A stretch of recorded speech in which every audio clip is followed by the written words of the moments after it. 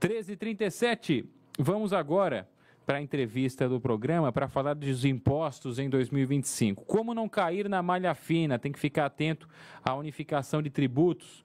Para falar sobre o assunto, vamos receber o advogado tributarista Henrique Franceschetto, que já está conosco para quem acompanha no rádio e também na internet. Doutor Henrique, uma boa tarde, tudo bem?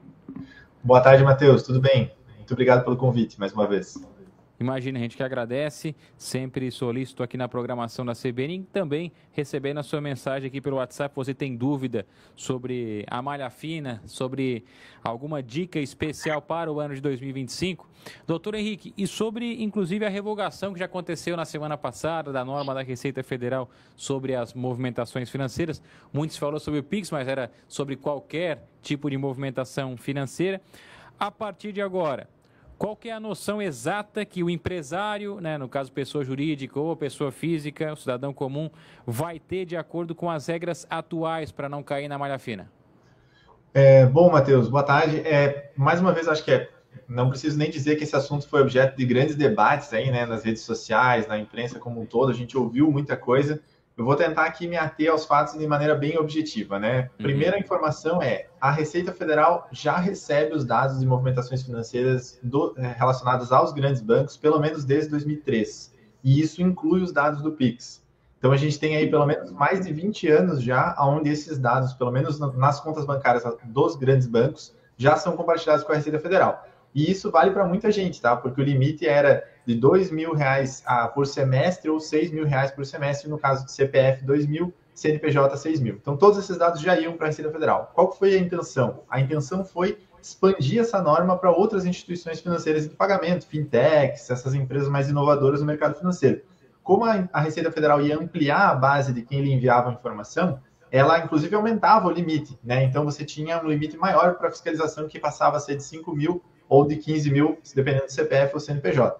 Então, isso significa, primeiro ponto as transações via Pix sempre foram sujeitas a pagamento dos impostos, dos tributos em geral, no caso de uma venda ou de uma prestação de serviço, por exemplo. Assim como qualquer venda ou prestação de serviço que receba seu pagamento por dinheiro vivo ou por cartão de crédito. Você, pequeno comerciante, pequeno prestador de serviço ou até autônomo, sempre teve que pagar os tributos incidentes sobre aquele recebimento, né? O que acabou gerando um grande debate foi justamente que acaba que, na prática, muita gente tem essa sensação de que o Pix não é fiscalizado, de que aquilo que ela recebe no Pix, ela não seria obrigada a declarar de alguma forma. E eu acho que isso trouxe a percepção para muita gente de que esses dados, sim, estão sujeitos a pagamento dos tributos.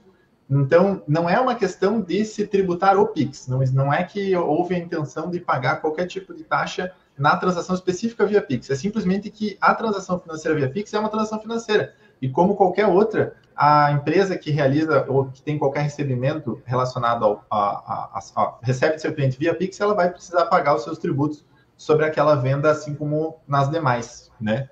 Então, o meu primeiro ponto aqui seria esse, assim, essa revogação da norma, ela voltou, então, ao cenário anterior, a gente continua tendo essas informações sendo compartilhadas com a Receita Federal pelos grandes bancos, as fintechs, instituições financeiras, ficam um pouquinho de fora disso por enquanto, mas o que a gente já traz aqui para o nosso tema da questão da malha fina é justamente a importância do pequeno empreendedor, do autônomo, do profissional, de ele buscar, então, se regularizar, seja através do CNPJ, microempreendedor individual, microempreendedor em geral, e pagar os seus tributos sobre todos os seus recebimentos, porque a tendência é de que isso venha a ser fiscalizado cada vez mais, né? Agora, um ponto interessante, né? Eu acho que o grande fator para se destacar dessa medida que tentou se colocar em prática era das fintechs, porque na prática, como está explicando, já tem um monitoramento. Agora, esse nível de acima dos 5.000, a partir de 5.000, hoje em dia, tem algum limite ou alguma movimentação específica? É geral? É acima de quanto? Hoje em dia, para pessoas físicas é acima de R$2.000 e para a pessoa jurídica é acima de R$6.000. Isso ou seja, a mudança é flexibilizar isso até, né? Isso, ela ia jogar esse limite para cima, na verdade, porque a Receita ia receber dados de mais gente. Como as outras instituições também ia ser muita informação. E a Receita, inclusive, fez em pronunciamentos oficiais esclarecendo esse ponto. Olha, eu pretendia aumentar o valor justamente porque eu ia receber muita informação, eu preciso filtrar e olhar só para aqueles que têm valores mais expressivos, né? Então, isso foi um ponto que também não ficou claro nos debates da semana passada, né? Mas a norma ela aumentava o valor do monitoramento, que agora volta aos patamares anteriores.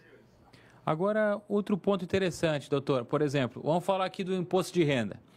O cidadão é autônomo ou não declara imposto de renda, ou enfim, existem cenários, né, que ele pode ser taxado ou ele pode ser, não digo taxado, mas alguma movimentação que a Receita faz, algum tipo de solicitação. Isso pode acontecer em qualquer momento, acontece agora nessa época de imposto de renda, como funciona? Uhum.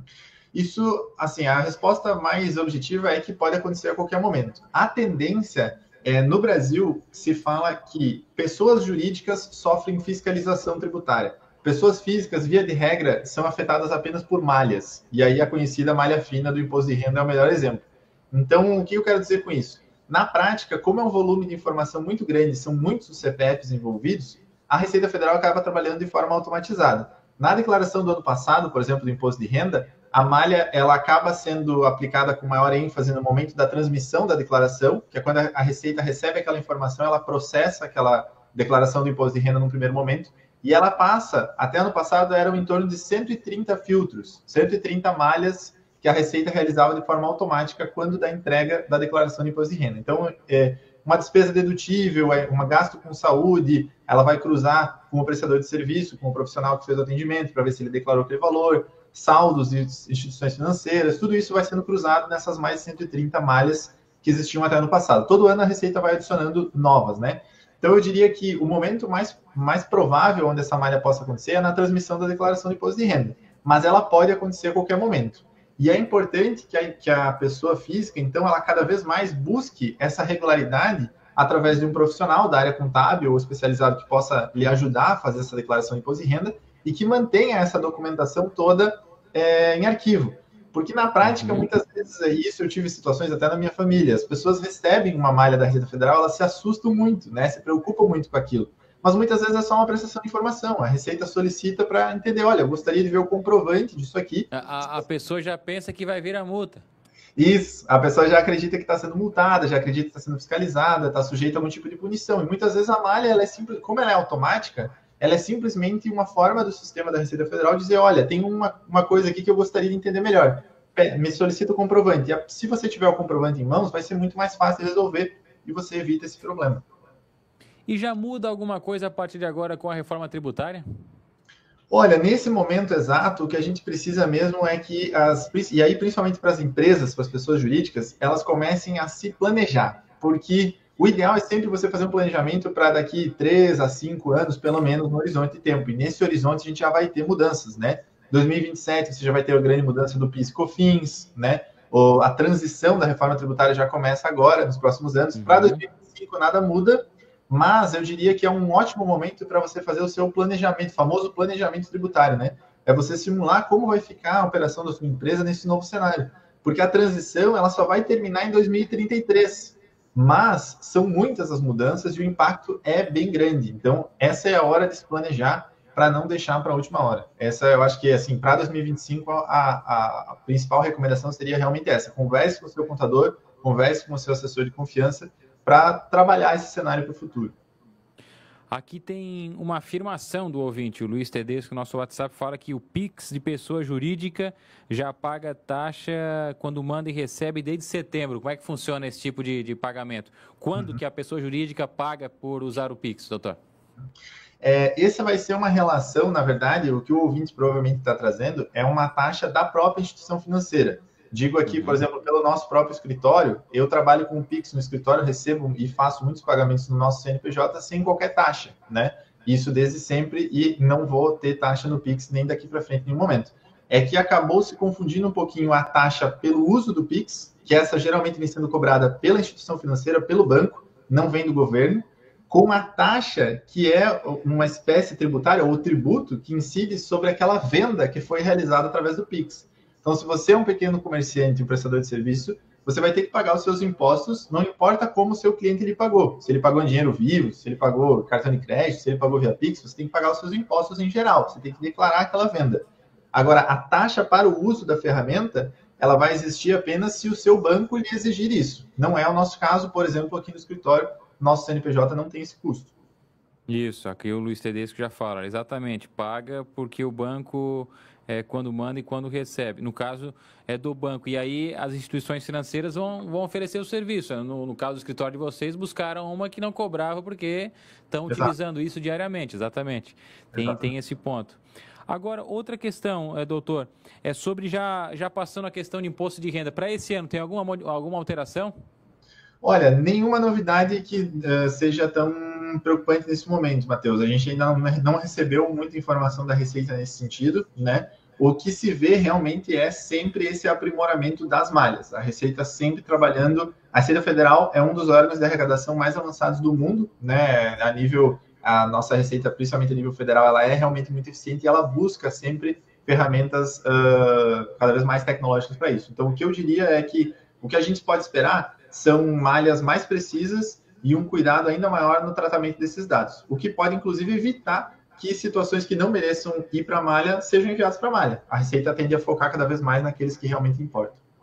Tem outro ponto importante, doutor, que começou a ser colocado em prática no ano passado, que foi digamos, a declaração já pré-preenchida, ou já preenchida, na verdade, para quem tem a conta GovBR. Como que o senhor classificaria também esse serviço com base na precisão daquelas informações? Ou seja, é muito mais difícil cair em malha fina usando o GovBR? Com certeza, Matheus, com certeza. Eu recomendo, assim, eu faço a minha própria declaração de imposto de renda, até por trabalhar na área, acho que é quase uma obrigação nossa, né? Tem que dar exemplo, né? E essa informação da declaração pré-preenchida ela é muito útil. Além de você economizar o tempo de digitar ali, você tem ali uma clareza maior sobre tudo que a Receita já recebeu dos bancos, de quem lhe fez pagamentos, né? De todas as transações relacionadas ali ao seu CPF. Então, vale muito a pena, dificilmente você vai ter inconsistência se você começar por ela. Mas é importante complementar, porque a declaração pré-preenchida ela ainda não é perfeita, ela ainda não traz todos os bens, ela ainda não traz todas as situações. Então, você precisa sim complementar, porque, por exemplo, se você detém um imóvel ou um veículo, ele provavelmente não vai aparecer nessa declaração pré-preenchida. Muitas vezes ele não vai aparecer. Se você não declarar a existência desse bem, você pode cair em uma malha onde você vai ter que, então, esclarecer, porque o cartório e o Detran informam a existência desse bem no seu CPF para a Receita Federal. E aí o sistema vai cruzar, não vai ver aquele ativo na sua declaração, vai ver aquele ativo na informação enviada pelo cartório e vai lhe trazer para a malha fina e lhe pedir esse esclarecimento. Então, eu diria, comece pela pré-preenchida, vale a pena, mas sempre complemente, porque ela ainda não é perfeita. Vai haver um dia onde ela vai chegar 100% redondinha para a gente nem vai precisar mais fazer nada, mas ainda não é o caso. Pois é, esse é um ponto bem interessante, porque vai chegar nesse ponto com certeza. Teve alguém que fez uma transação usando o CPF, né? Comprou um imóvel, um veículo, já deveria casar com o GovBR depois, porque está no CPF. Por isso que muita gente fica, às vezes, brava, né? Poxa, fui lá, fiz, mas esqueceu, mas não foi por má fé. Esqueceu porque, enfim, não faltou um detalhezinho. Agora, por esse esquecimento, ela pode pagar, né? Pode pagar. Pode ser multada, né? Mesmo que aquilo não gere um imposto a pagar, a ausência da informação também pode gerar multas, né? Então é preciso fazer com muita atenção. A gente tem que tomar cuidado, às vezes o pessoal deixa para os últimos dias, né? Então isso acaba dificultando. Já vai organizando a sua documentação, já começa agora, quem não começou ainda, já organiza os documentos. Busque, se você não tem experiência com esse tipo de declaração, busque um profissional da área contábil, um contador para lhe ajudar, uma contadora para lhe ajudar nesse preenchimento. Porque ele é importante que seja feito com calma e com precisão. São os detalhes que importam. Não é nada super complexo, mas é necessário muita atenção e muito cuidado. Então, vale a pena realmente buscar auxílio do profissional para isso. E não tem ainda, o calendário não foi divulgado, né, pela Receita, né? Não, ainda não temos essa informação. Doutor Henrique Francesqueto, que é advogado tributarista, muito obrigado pela atenção conosco. Um bom trabalho a toda a equipe por aí. Obrigado, Matheus, mais uma vez pelo convite. Bom trabalho a todos. Boa tarde. Um abraço.